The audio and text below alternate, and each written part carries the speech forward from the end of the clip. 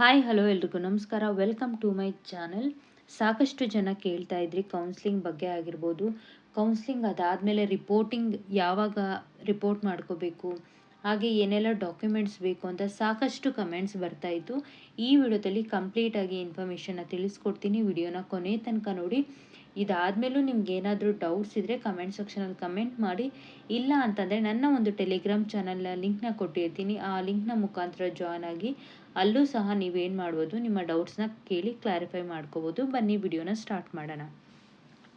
ಇಲ್ಲೇನು ನೋಡ್ತಿದ್ದೀರಾ ಅಲ್ವಾ, ಇಲ್ಲಿ ನೋಡಿ ಡೇ 6 ಅಂತಂತ ಏನಾಗುತ್ತೆ, ಕೌನ್ಸ್ಲಿಂಗ್ ಅನ್ನೋದು ಕಂಪ್ಲೀಟಾಗಿ process first round of counselling complete ಆಗುತ್ತೆ.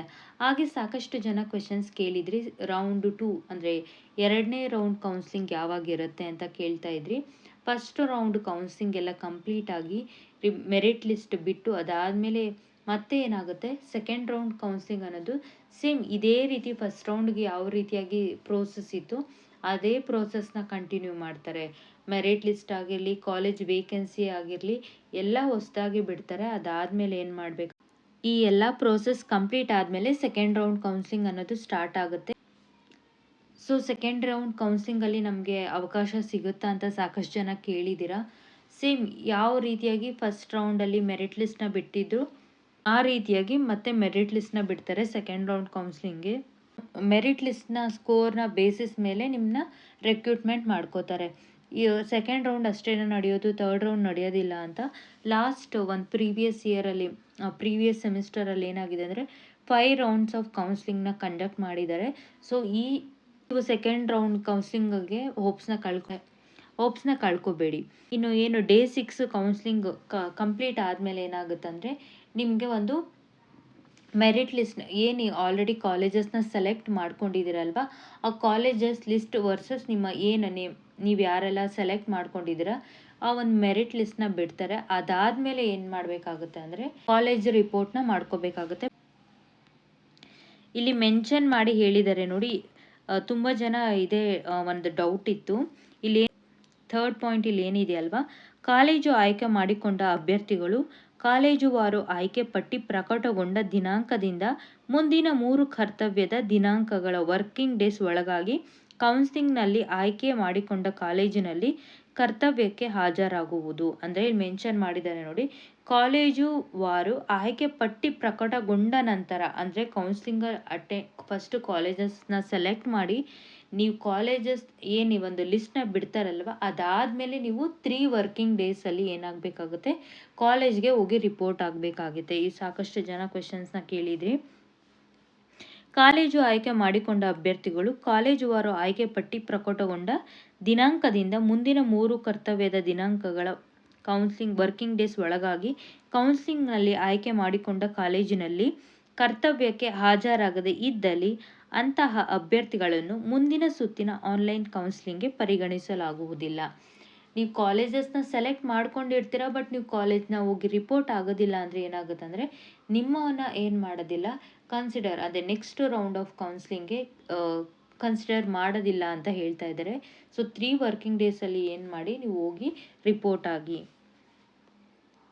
ಮೊದಲ ಸುತ್ತಿನ ಕೌನ್ಸಿಲಿಂಗ್ನಲ್ಲಿ ಕಾಲೇಜು ಆಯ್ಕೆ ಮಾಡಿಕೊಂಡು ಕಾಲೇಜುವಾರು ಆಯ್ಕೆ ಪಟ್ಟಿ ಪ್ರಕಟಗೊಂಡ ನಂತರ ಸಂಬಂಧಪಟ್ಟ ಕಾಲೇಜಿನ ಕರ್ತವ್ಯಕ್ಕೆ ವರದಿ ಮಾಡಿಕೊಳ್ಳುವ ಸಂದರ್ಭದಲ್ಲಿ ಲಭ್ಯವಿರುವ ಕಾರ್ಯಭಾರಕ್ಕನುಗುಣವಾಗಿ ಪ್ರಾಂಶುಪಾಲರು ಅಭ್ಯರ್ಥಿಗಳ ಮೆರಿಟ್ ಅನುಸಾರ ಕಾರ್ಯಭಾರವನ್ನು ಹಂಚಿಕೆ ಮಾಡುವುದು. ಅಂದರೆ ಆನ್ ದಿ ಬೇಸಿಸ್ ಆಫ್ ಅಲ್ಲಿ ಏನು ಎಷ್ಟು ವೇಕೆನ್ಸಿ ಇರುತ್ತಲ್ವ ವರ್ಕ್ ಲೋಡು, ಅದರ ಬೇಸಿಸ್ ಮೇಲೆ ಏನು ಮಾಡ್ತಾರೆ, ಮೆರಿಟ್ ಬೇಸಿಸ್ ಮೇಲೆ ಏನು ಮಾಡ್ತಾರೆ, ಆ ವರ್ಕ್ ಲೋಡ್ನ ಶಫಲ್ ಮಾಡ್ತಾರೆ, ಆ ಥರ ಡಿವೈಡ್ ಮಾಡ್ತಾರೆ. ಫಾರ್ ಎಕ್ಸಾಂಪಲ್ ಈಗ ಫಸ್ಟು ಮೆರಿಟ್ ಲಿಸ್ಟಲ್ಲಿ ಇರೋರಿಗೆ ಫುಲ್ ಟೈಮ್ ಸಿಗುತ್ತೆ. ಇನ್ ಕೇಸ್ ಪಾರ್ಷಿಯಲ್ ಯಾರು ಇರುತ್ತಲ್ಲ, ಸೊ ಲಾಸ್ಟಲ್ಲಿ ಯಾರು ಜಾಯ್ನ್ ಆಗಿರ್ತಾರಲ್ವ ಅವ್ರಿಗೆ ಪಾರ್ಷಿಯಲ್ ಆಗಿ ಏನು ಮಾಡ್ತಾರೆ, ವರ್ಕ್ ಲೋಡ್ನ ಅಲೋಕೇಟ್ ಮಾಡ್ತಾರೆ ಅಂತ ಹೇಳ್ತಾ ಇರೋದಿಲ್ಲಿ. ಆಲ್ಮೋಸ್ಟ್ ಎಲ್ಲ ಒಂದು ಪಾಯಿಂಟ್ಸ್ನ ನಾನು ಫಸ್ಟು ಒಂದು ವಿಡಿಯೋದಲ್ಲೇ ನಾನು ಕಂಪ್ಲೀಟಾಗಿ ಡೀಟೇಲ್ಸ್ನ ತಿಳಿಸ್ಕೊಟ್ಟಿದ್ದೀನಿ. ನೀವೇನಾದರೂ ಆ ವಿಡಿಯೋನ ನೋಡಿಲ್ಲ ಅಂದರೆ ಒಂದ್ಸತಿ ನೋಡಿ. ಈ ವಿಷಯದ ಬಗ್ಗೆ ಕ್ಲಾರಿಟಿ ಬೇಕಾಗಿತ್ತು, ಅದಕ್ಕೋಸ್ಕರ ಈ ಒಂದು ವಿಡಿಯೋನ ಮಾಡ್ತಾ ಇರೋದು. ಹಾಗೆ ಏನೆಲ್ಲ ಡಾಕ್ಯುಮೆಂಟ್ಸ್ ಕ್ಯಾರಿ ಮಾಡಬೇಕು ಅಂತ ಮೆನ್ಷನ್ ಮಾಡಿಲ್ಲ, ಏನೆಲ್ಲ ಡಾಕ್ಯುಮೆಂಟ್ಸ್ ಕ್ಯಾರಿ ಮಾಡಬೇಕು ಅಂತ. ಬಟ್ ನಿಮ್ಗೆ ಆಲ್ರೆಡಿ ಗೊತ್ತಿರುತ್ತೆ, SSLC marks card, Aadhaar card, PAN card ತೊಗೊಂಡೋಗಿರಿ.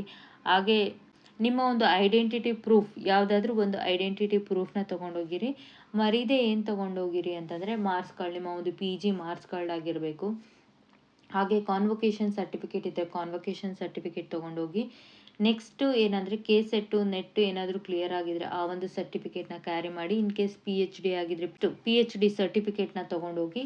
ಅದಾದಮೇಲೆ ಪಾಸ್ಬುಕ್ನ ಒಂದು ಏನು ಫ್ರಂಟ್ ಪೇಜ್ ಇರುತ್ತಲ್ಲ ಆ ಒಂದು ಪಾಸ್ಬುಕ್ನ ಫ್ರಂಟ್ ಪೇಜ್ನ ನೀವು ಮರೀದೆ ಇಷ್ಟು ಡಾಕ್ಯುಮೆಂಟ್ಸು ತೊಗೊಂಡೋಗಿರಿ. ಹಾಗೆ ಒಂದೆರಡು ಫೋಟೋನ ಕ್ಯಾರಿ ಮಾಡಿರಿ. ಸೊ ಮೆನ್ಷನ್ ಮಾಡಿ ಹೇಳಿಲ್ಲ ಇದೇ ಬೇಕು ಅಂತ. ನೀವು ಕಾಲೇಜ್ಗೆ ರಿಪೋರ್ಟ್ ಆಗಬೇಕಾದ್ರೆ ಅವ್ರು ಹೇಳ್ತಾರೆ ಏನೆಲ್ಲ ಬೇಕು ಅಂತ. ಅದಕ್ಕೂ ಮುಂಚೆ ನೀವು ಈ ಒಂದು ಡಾಕ್ಯುಮೆಂಟ್ಸ್ ತೊಗೊಂಡೋಗಿದ್ರೆ ನಿಮಗೆ ಒಂದು ಏನಲ್ಲಿ ಪ್ರೋಸೆಸ್ ಈಸಿ ಆಗುತ್ತೆ ಅಂತ ಹೇಳ್ತಾ ಇರೋದು. ಐ ಹೋಪ್ ನಿಮಗೆ ಇದಾದಮೇಲೂ ಏನಾದರೂ ಡೌಟ್ಸ್ ಇದ್ದರೆ ಖಂಡಿತವಾಗ್ಲೂ ಕಮೆಂಟ್ ಸೆಕ್ಷನಲ್ಲಿ ಕಮೆಂಟ್ ಮಾಡಿ. ಇನ್ನೂ ಸಾಕಷ್ಟು ಜನ ಕಮೆಂಟ್ ಮಾಡಿದ್ದೀರಾ ಇಷ್ಟು ನಮ್ಮ ಸ್ಕೋರ್ ಇದೆ ನಮಗೆ ಸಿಗುತ್ತಾ ಅಂತ. ಖಂಡಿತವಾಗ್ಲೂ ಎಲ್ಲರಿಗೂ ಒಂದು ಅವಕಾಶ ಅನ್ನೋದು ಸಿಗುತ್ತೆ. ಹೋಪ್ಸ್ನ ಕಳ್ಕೊಳ್ಳೋದಕ್ಕೆ ಹೋಗ್ಬೇಡಿ. ಈ ವಿಡಿಯೋ ನಿಮಗೆ ಯೂಸ್ಫುಲ್ ಆಗಿದ್ರೆ ಇಷ್ಟ ಆದರೆ ಲೈಕ್ ಮಾಡಿ, ಶೇರ್ ಮಾಡಿ, ಸಬ್ಸ್ಕ್ರೈಬ್ ಮಾಡ್ಕೊಳ್ಳಿ. ಏನಾದರೂ ಡೌಟ್ಸ್ ಇದ್ದರೆ ಕಮೆಂಟ್ ಮಾಡಿ. Thank you for watching this video. ಸಿಗೋಣ